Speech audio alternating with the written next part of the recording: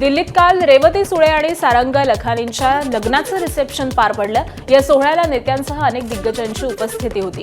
पंतप्रधान नरेंद्र मोदी, केंद्रीय गृहमंत्री अमित शहा आणि काँग्रेसचे खासदार राहुल गांधी यांच्यासह अनेक नेते या सोहळ्याला उपस्थित होते। एकीकडे विरोधी पक्षनेते राहुल गांधी रोजच गृहमंत्री अमित शहांविरोधात आक्रमक भूमिका घेतात, तर दुसरीकडे रेवती सुळेंच्या रिसेप्शनला दोन्ही नेत्यांनी हजेरी लावली, तेही एकाच वेळी।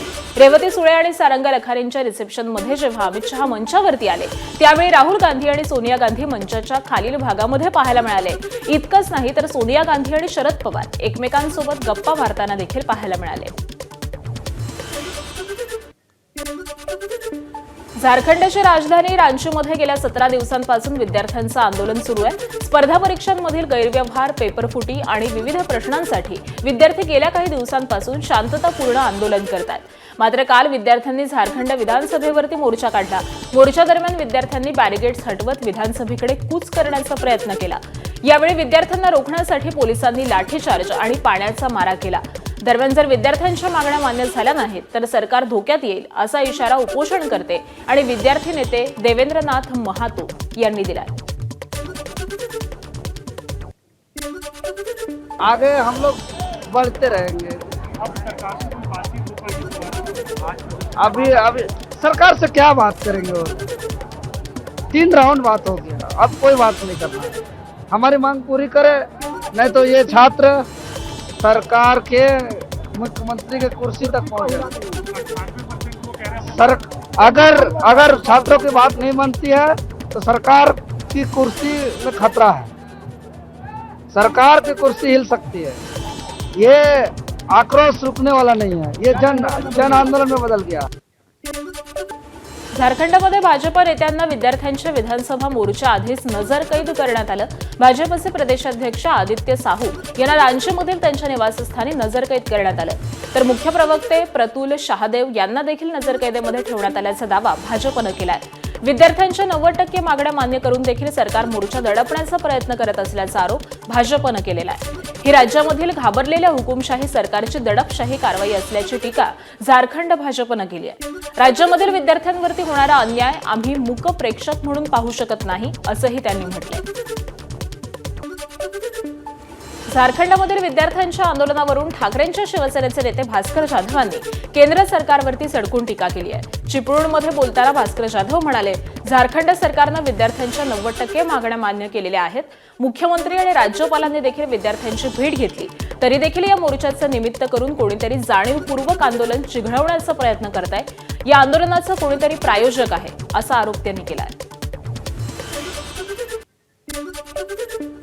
जंतर मंतरवर दिल्लीमध्ये जे आंदोलन झालं आणि ते आंदोलन चिघळलं आणि विद्यमान केंद्रीय सरकारची चिथू झाली आणि म्हणून आपली गेलेली लाज झाकण्याकरता म्हणून झारखंडचं विद्यार्थ्यांचं जे आंदोलन आहे ते चिघळवण्याचा प्रकार कोण करतंय ते बघा।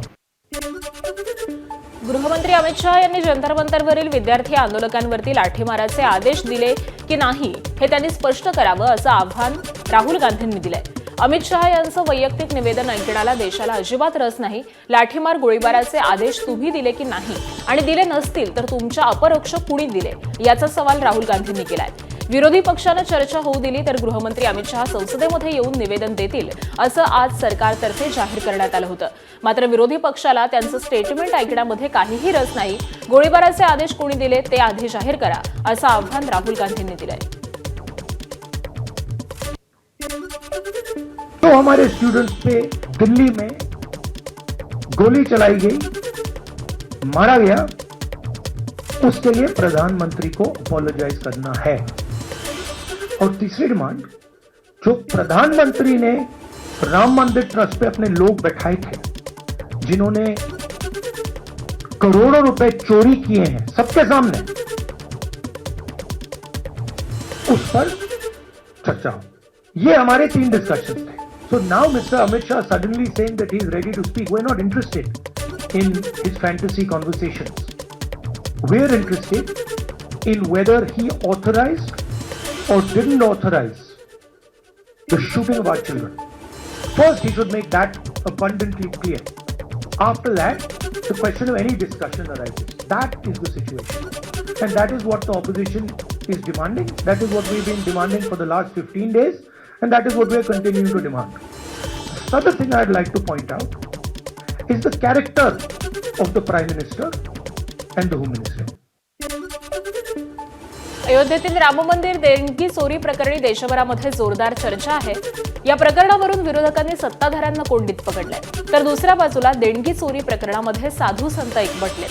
काल दिल्लीमध्ये 100 पेक्षा अधिक साधू संत आणि महामंडळेश्वरांनी नेपाळी दूतावासासमोर आंदोलन केलं. या प्रकरणामध्ये सामील असलेल्या लोकांवरती कारवाई करून त्यांना तुरुंगामध्ये पाठवलं पाहिजे अशी मागणी इंद्रप्रस्थ पीठाचे संत जगद्गुरू स्वामी रामानुचार्यांनी पंतप्रधान मोदींकडे केली. हाँ, कोई फैसला नहीं हुआ अभी कोई कुछ नहीं हुआ अभी. हाँ, अभी ज्यों का तो है. पकड़े तो गए कुछ लोग, पता है नहीं, उनको लाओ और जेल भेजो उनको भाई. पहले हिसाब करो उसका. ये जो चंदा की चोरी हुई इसके बारे में आए. चंदा चोरी में जो लोग शामिल थे उनको तो जेल भी भेजा गया. नहीं, वो मेन आदमी नहीं पकड़े गए, जो मुख्य थे वो नहीं पकड़े गए. चंदा चोरों को अरेस्ट करो और क्या कार्रवाई करो और हटाओ उनको ट्रस्ट से, कमेटी से हटाओ. प्रधानमंत्री से क्या मांग कर रहे हैं? प्रधानमंत्री से मिलने जा रहे हैं. ऊपर कार्रवाई होनी चाहिए. जिन्होंने ये चोरी करी है करोड़ों की, उनके ऊपर कार्रवाई होनी चाहिए, उन्हें जेल भेजने चाहिए. बस यही हमारी मांग. 2 दिवसांपूर्वी शिंदेंच्या खासदारांनी पंतप्रधान नरेंद्र मोदींची भेट घेतल्यावरती आता राष्ट्रवादी शरदचंद्र पवार पक्षाच्या खासदारांनी देखील काल पंतप्रधानांची भेट घेतली. सुप्रिया सुळेंसह 8 खासदारांनी पंतप्रधानांची अर्धा तास चर्चा केली. या बैठकीची इनसाइड स्टोरी माझ्याच्या हाती लागली. बैठकीमध्ये पवारांच्या ऊर्जेचा आदर्श सर्वांनीच घ्यायला हवा असे गौरवोद्गार पंतप्रधानांनी काढलेत. मतदारसंघामधील समस्या, विकास प्रकल्प, पाऊस या मुद्द्यांवरती खासदारांनी चर्चा केल्याचं समजतंय. मात्र ही बैठक धोरणांसंदर्भामध्ये होती, राजकारणासंदर्भामध्ये नाही असंही ठासून खासदारांकडून सांगितलं जात आहे. मतदारसंघ फेररचना विधेयक आणि एनडीएमध्ये सहभागाबाबत कोणतीही चर्चा बैठकीमध्ये झाली नाही असं खासदार अमोल कोल्हेंनी पत्रकार परिषद घेत स्पष्ट केलंय. याशिवाय फुले दाम्पत्य, लोकशाहीर अण्णाभाऊ साठे, राष्ट्रसंत तुकडोजी महाराज यांना मरणोत्तर भारतरत्न द्यावा अशी आग्रही मागणी पंतप्रधानांकडे करण्यात आली आहे. आज बैठकीला मी स्वतः होतो आणि या बैठकीमध्ये जे झाले ते मी तुम्हाला सांगतोय. यामध्ये 8ही लोकसभा मतदारसंघांमध्ये जे मुद्दे चर्चिले गेले. आता मी जसं म्हणालो की पुणे नाशिक सेमी हायस्पीड रेल्वेचं काल आंदोलन झालं. काल झालंय ना आंदोलन. आज जो प्रश्न हा दिल्लीतून सुटणार या संदर्भात माननीय पंतप्रधानांनाच अवगत करणं, मला वाटतं याच्यामध्ये काही गैर आहे. पंतप्रधानांची भेट घेणं आणि ज्यासाठी 3 जिल्ह्यातले हजारो लोक रस्त्यावर येतात आणि त्या संदर्भात ते आंदोलन होतं, मग माननीय पंतप्रधानांकडे कैफियत नाही मांडायची, मग कोणाकडे मांडायची? तर याचा संबंध मला वाटतं लगेच डिलिमिटेशनच्या बिलाशी किंवा लगेच NDAमध्ये ढकलायच्या संदर्भात हा लावला जाऊ नये असं मला वाटतं. शरद पवारांच्या राष्ट्रवादीच्या खासदारांनी पंतप्रधान नरेंद्र मोदी यांची भेट घेतल्यावरती सुरू झालेल्या चर्चांवर मुख्यमंत्री देवेंद्र फडणवीस यांनी प्रतिक्रिया दिली आहे. पंतप्रधानांना खासदारांनी भेटणं यात वावगं नाही असं मुख्यमंत्री म्हणाले. मतदारसंघाच्या कामाविषयी अशा भेटी होत असतात, त्यामुळे याला वेगळा अर्थ काढण्याची गरज नाही असं फडणवीसांनी स्पष्ट केलं. दिल्लीमधील खासदारांच्या या भेटीवरून राजकीय वर्तुळामध्ये विविध चर्चांना उधाण आलं होतं. त्यावरती मुख्यमंत्र्यांनी ही भूमिका मांडली आहे.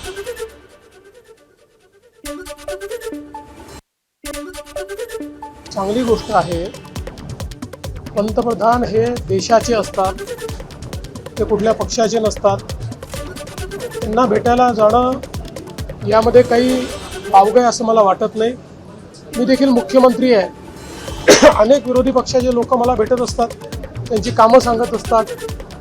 त्यामुळे मला असं वाटतं की कुठल्याही वेगळ्या दृष्टीने याच्याकडे पाहण्याचं कारण नाही आहे.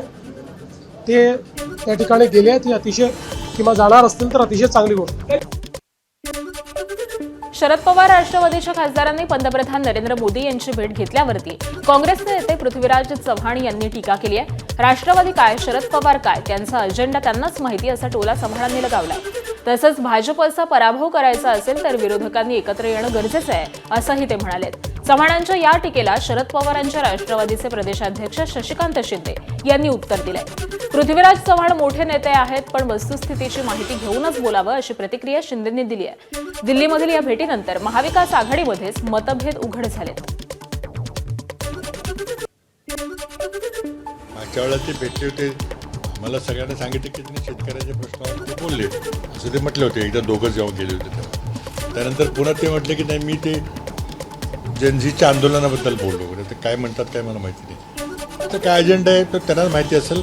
मला त्यावर काही टिप्पणी करणं योग्य वाटत नाही. पण इंडिया आघाडी जी आहे ती अजूनही आहे का असं आपल्याला वाटतं? इंडिया आघाडी तर इंडिया आघाडी नाही, इंडिया आघाडी अगदी भक्कम आहे. शेवटी प्रत्येकाला माहिती आहे की भारतीय जनता पक्षाचा पराभव करायचा असेल तर सर्व विरोधी पक्षांनी आपली मतं एकत्र केली पाहिजेत आणि आमच्या मताचं विभाजन झाल्यामुळं भाजपलाच यश मिळतं नेहमी आणि ते आम्ही टाळलं पाहिजे. कित्येक वेळेला आम्हाला त्याला यश येत नाही टाळण्यामध्ये. पण आमचा प्रयत्न आमच्या नेत्यांचा प्रयत्न आहे की इंडिया आघाडी म्हणजे एकंदरीत उद्देश हाच आहे की भाजपच्या विरोधामध्ये जे जनतेमध्ये जो रोष निर्माण झालेला आहे पहिल्यापासून आहे त्याला एकत्रित करण्याकरता सर्व विरोधी पक्षांनी आपल्या मताचं विभाजन टाळलं पाहिजे. हे त्याचं मूळ सूत्र आहे. माझ्या माहितीप्रमाणे पृथ्वीराज चव्हाण साहेब फार मोठे नेते आहेत. त्यावेळेला काँग्रेसचे विचारांनी महाविकास आघाडी म्हणून आम्ही व्यवस्थितपणे झालो असतो तर मला वाटतं महायुतीचं सरकारच आलं नसतं. मी मागच्या ह्याच्यावर जाणार नाही. मला वाटतं की पक्षाच्या भूमिकेतून ज्यावेळेस मत व्यक्त करत असताना वस्तूची ती माहिती घेऊन त्यांनी बोलले तर मला वाटतं योग्य होईल. आणि मला खात्री आहे की देशाचे राहुल गांधींच्या बरोबर असलेल्या बैठकीला सुप्रियाताई आणि सगळे आमचे खासदार उपस्थित राहतात. इंडिया आघाडीच्या बैठकीला उपस्थित राहतात. आमच्या पक्षात काय अस्वस्थता आहे ते त्यांना कधी मला वाटतं माहीत पडलं मला माहीत नाही पण त्यात काही तथ्य नाही. एबीपी माझा उघडा डोळे बघा नीट.